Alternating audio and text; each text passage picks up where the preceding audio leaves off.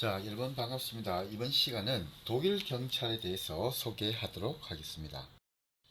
자, 독일의 이제 중세 기사 갑옷입니다. 자, 독일의 그 기사 갑옷이 굉장히 튼튼하고 그리고 좀 굉장히 좀 뭐랄까 무거워 보이고 그죠? 하여튼 활동하기는 편하지 않는 모습이다 이렇게 볼 수 있습니다. 근데 어지간한 뭐 총탄이라든지 그죠? 이건 다 방어가 될 수 있다. 뭐 이런 것을 볼 수가 있습니다. 자, 그 독일 경찰에 있을 때 이제 오른쪽에 사진을 보면 모자도 그죠? 우리하고 좀 다르게 그 빵모자 같은 것 그죠? 뭐 그런 것도 쓰고 있고 좀 자유로운 그죠? 복장이다 이런 걸 볼 수가 있습니다.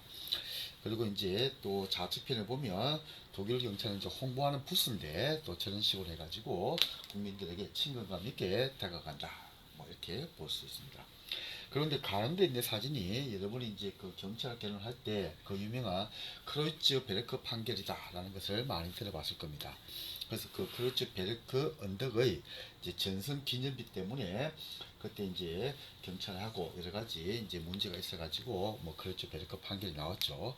그래서 이제 사진에서 보시는 것처럼 이 크로이츠 베르크 판결이 있는 그 주변이 이 탑보다 지금도 굉장히 낮은 건물들이 있다라는 것을 확인할 수 있습니다.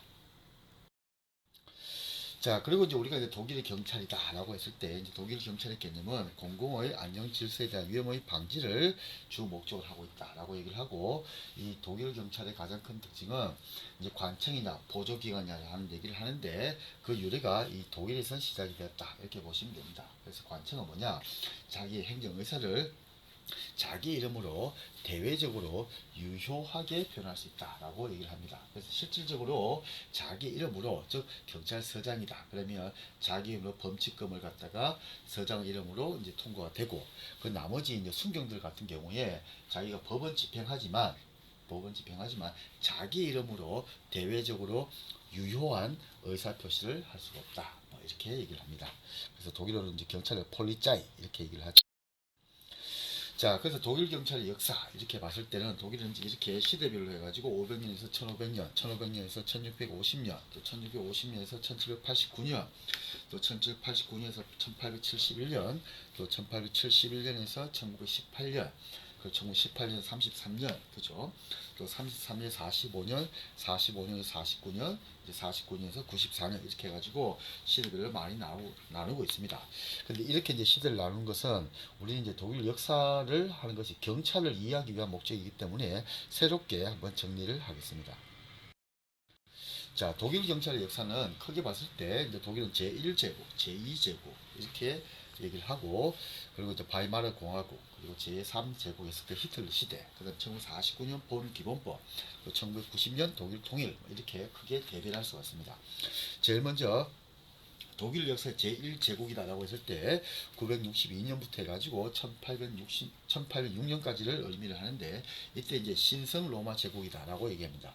그래서 이제 오토 1세라고 해가지고 이제 독일 지방에서 아주 훌륭한 우리로 말하면 세종대왕 같은 임금이 등장하게 됩니다. 그래서 그때 당시 이제 독일 AD 476년에 그 독일 제국은 붕괴가 됩니다. 그래서 그 공백기를 가졌는데 그때 이제 독일에 있는 오토 1세가 카톨릭을 보호하고 그리고 또 카톨릭 그 교황에게 굉장히 많은 또 이제 뭐 호의도 베풀고 합니다. 그러니까 이제 로마의 교황이 오토 1세 너야말로 진정한 로마 제국의 개성자다라고 해가지고 신성 로마 제국의 그 권위를 인정하게 됩니다.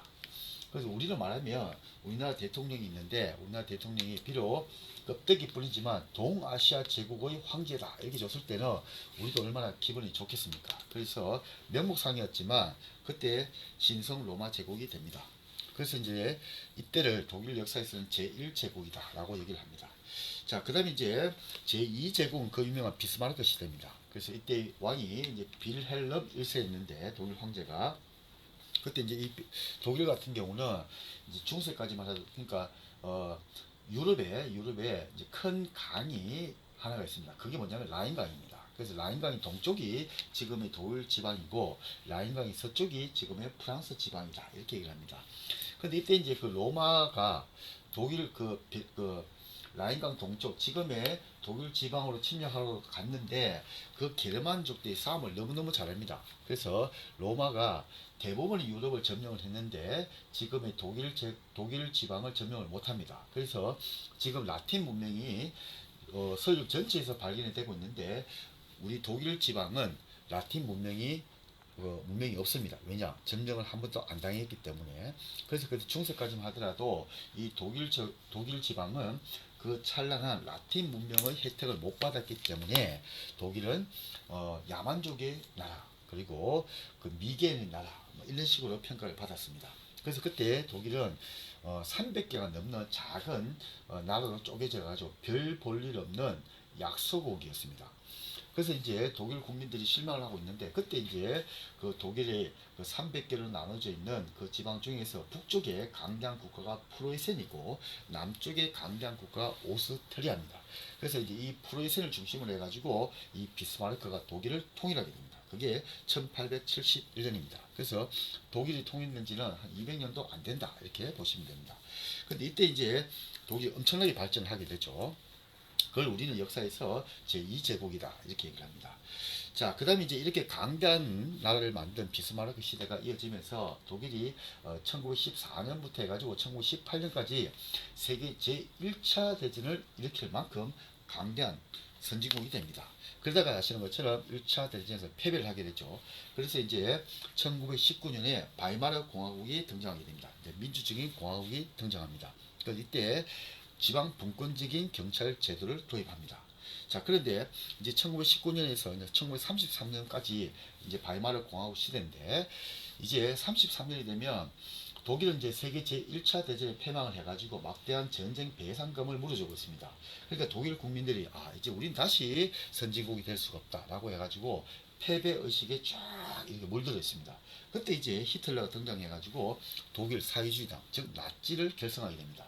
그러면서 이제 정권을 잡게 되고 이때 이제 히틀러는 중앙 집권적인 경찰 제도를 도입합니다. 그리고 그때 이제 그 유명한 비밀 경찰인 그리고 정치 경찰 게스타포를 통해 가지고 아주 촘촘한 감시와 통제의 망을 만들게 됩니다. 자, 그렇게 하다가 또 히틀러가 세계 제2차 대전을 일으켜 가지고 또 패망을 하게 됩니다. 그리고 나니까 이제 1945년에 독일이 이제 패망하고 난 다음에 독일이 한 몇 년 지나 가지고 1949년 본 기본법이라는 것을 제정하게 됩니다. 그래서 이때 본 기본법에서 예정하고 있는 것은 지금 현재로 말하면 독일은 지금 16개의 나라로 구성되어 있는 미국하고 똑같은 연방 국가입니다. 그래서 우리는 이제 잘못 착각하면 독일이 프랑스나 우리나라처럼 중앙 집권적인 그냥 하나의 나라라고 생각하기가 쉬운데 아닙니다. 독일은 300개가 나눠져 있던 그런 전통이 있었기 때문에 독일은 연방 국가다. 미국하고 똑같다. 이게 그래서 이때 이제 예를 들면 16개 주가 있다 그러면 예를 들면 경상도가 경상주, 전라주, 뭐 충청주 이렇게 있다고 여러분이 이해하시면 됩니다. 그게 16개가 있다. 그죠?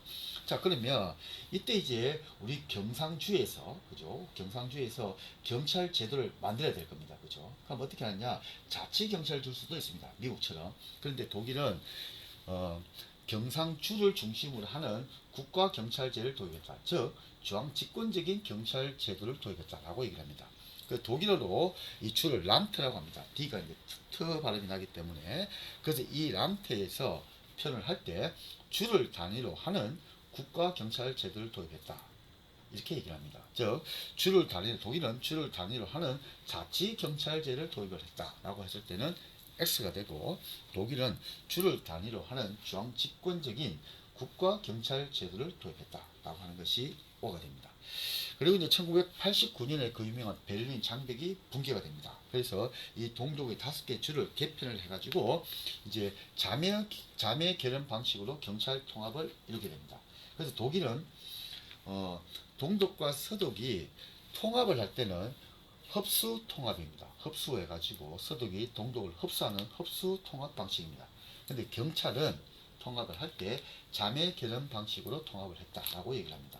쉽게 말하면 우리 이제 경상남도가 있다. 그러면 함경남도하고 자매결을 해가지고 경찰을 통합을 했다. 이렇게 보시면 됩니다. 이게 이제 독일 경찰의 역사다. 이렇게 봅니다. 자, 이제 독일 경찰의 조직에 대해서 한번 살펴보도록 하겠습니다. 자, 독일 경찰의 조직은 연방경찰, 주경찰 이렇게 나누고 있습니다. 연방경찰은 주경찰하고 상호 협력입니다. 그래서 주의 전통이 굉장히 강합니다. 그래서 연방경찰, 연방헌법보호구, 연방범죄수사국, 연방경찰국 이렇게 했습니다. 연방경찰국이 2005년도에 과거에 연방국경경비대 이렇게 얘기를 했는데 이것이 2005년도에 연방경찰국으로 변경이 되었다라고 얘기합니다. 이 소속 하에 그 유명한 대테러 부대인 GSG9이 있다. 그래서 이건 1972년 미넨 올림픽 테러 사건이 발생하죠. 그래서 아랍의 테러리스트인 검은 9월달 그죠? 그 블랙 세템버라고 하는데 그 아랍의 테러 단체가 미넨 올림픽이 열릴 때 이스라엘 선수들을 무차별적으로 테러를 해가 죽여버립니다. 그래서 거기 충격을 받아가지고 독일이 대테러 부대인 GS9을 만들었다라고 얘기를 합니다. 자, 그리고 이제 연방헌법보호국이 있고 연방범죄수사국이 있는데 연방헌법보호국은 우리로 말하면 국정원이다 보시면 됩니다. 그래서 순수한 정보기관이기 때문에 수사권이 없다라고 얘기를 합니다. 그래서 미국의 CIA, 그죠? 중앙정보국도 순수한 정보기관이기 때문에 역시 수사권이 없다라고 얘기를 합니다. 자, 그리고 연방범죄수사국은 있는데 실질적 수사는 주범죄수사국이 담당한다 이렇게 얘기를 합니다. 그래서 비교를 할 때 미국 FBI하고 비교를 하는데 미국 FBI는 연방의 일반 법 집행기관입니다. 그래서 모든 사건에 대해서 FBI만 모든 사건에 대해서 수사를 했습니다. 예를 들면 DA 같은 경우는 연방의 특별 법 집행기관이기 때문에 한정된 분야, 즉 마약 사건에 대해서만 수사를 할 수 있습니다. ATF도 총기 사건에 대해서만 수사를 할 수가 있습니다. 그런데 미국 FBI만 모든 범죄에 대해 가지고 수사를 할 수 있는 연방은 일반 법 집행 기관이다라고 얘기를 합니다. 그래서 실질적인 수사를 미국은 FBI가 담당을 하고 있다는 거죠.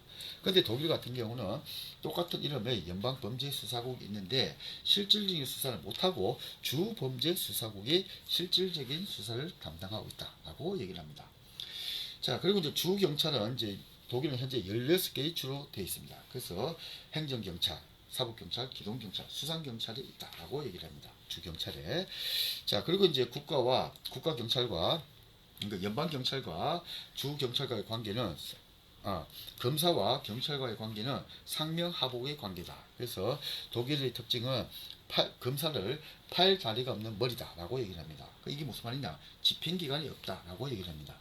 그래서 이 집행기관이 없다라는 말은 무슨 말이냐면 우리나라 같은 경우는 검사가 있다 그러면 검찰청 안에 검찰 수사관이 있습니다. 즉 검찰 사무직으로 들어간 분들인데 이분들이 검사를 도와가지고 검사와 같이 수사도 합니다. 즉 무슨 말이냐면 제가 검사다 그러면 자 A 회장을 우리가 한번 비리 혐의가 있으니까 첩보가 들어왔으니까 수사를 하자라고 하면 경찰에게 굳이 힘을 빌리지 않더라도 제 밑에 있는 검찰 수사관을 통해 가지고 직접 수사를 합니다. 그래서 우리나라 검사는 집행기관이 있다라고 얘기를 합니다. 근데 독일은 검사가 자기 밑에 그런 집행기관, 즉 검찰 수사관이 없습니다. 그래서 독일의 검사는 팔다리가 없는 머리다라고 얘기를 합니다. 자, 고생하셨습니다.